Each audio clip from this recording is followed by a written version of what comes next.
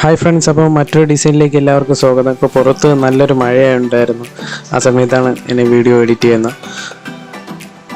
ആദ്യം നമ്മളൊരു സർക്കിൾ വരച്ചിട്ടാണ് നമ്മൾ ഈ പൂക്കളം വരയ്ക്കാൻ തുടങ്ങുന്നത്. അതിനുള്ളിലായിട്ട് മറ്റൊരു സർക്കിളൂടെ വരച്ചിട്ടുണ്ട്.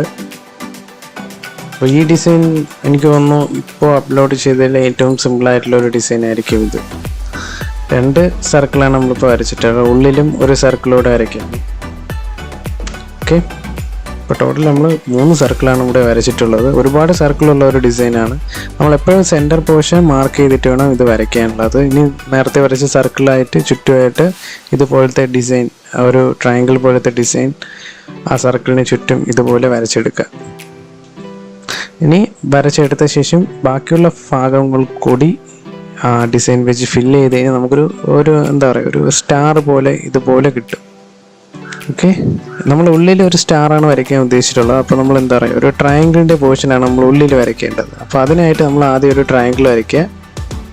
എന്നിട്ട് ആ ബോട്ടം പോർഷനോട് ഒന്ന് ജോയിൻ ചെയ്യുക. ഇനി നമുക്കറിയാമല്ലോ നമ്മൾ സാധാരണ സ്റ്റാർ എങ്ങനെയാണ് വരയ്ക്കുന്നത്, അതുപോലെ ഇവിടെ നമ്മൾ സ്റ്റാർ വരയ്ക്കാനാണ് ഉദ്ദേശിച്ചിട്ടുള്ളത്.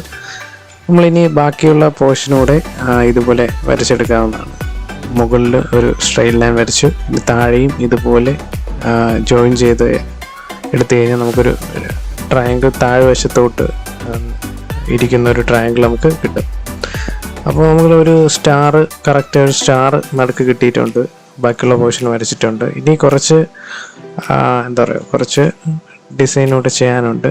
ഒരു സർക്കിൾ നമ്മൾ വരച്ചിട്ടുണ്ട്. നമ്മൾ നേരത്തെ സെൻറ്റർ മാർക്ക് ചെയ്ത് ഇട്ടിട്ട് വേണം ഈ സർക്കിളെല്ലാം വരയ്ക്കാനായിട്ട്. നമ്മൾ ഔട്ടർ പോർഷനിൽ ഒരു സർക്കിൾ വരച്ചിട്ടുണ്ട്. ഇനി വീണ്ടും കുറച്ച് സർക്കിൾസ് കൂടെ വരയ്ക്കാനുണ്ട്. 2 സർക്കിളായി. ഓക്കെ, ഇപ്പോൾ ഒരുപാട് സർക്കിളുള്ള ഒരു ഡിസൈനാണിത്. ഓക്കെ, ഇനി ബാക്കിയുള്ള പോർഷനോട് നമുക്ക് വരച്ച് കംപ്ലീറ്റ് ചെയ്യാം. അപ്പോൾ ഇതാണ് നമ്മുടെ ഡിസൈൻ. നമ്മുടെ മിഡിൽ പോർഷനിൽ സ്റ്റാർസൊക്കെ ഉണ്ട്. ഇനി കുറച്ചുകൂടി സർക്കിളൂടെ വരച്ച് കംപ്ലീറ്റ് ചെയ്ത് നമ്മുടെ ഡിസൈൻ പൂർത്തിയാവുന്നതാണ്.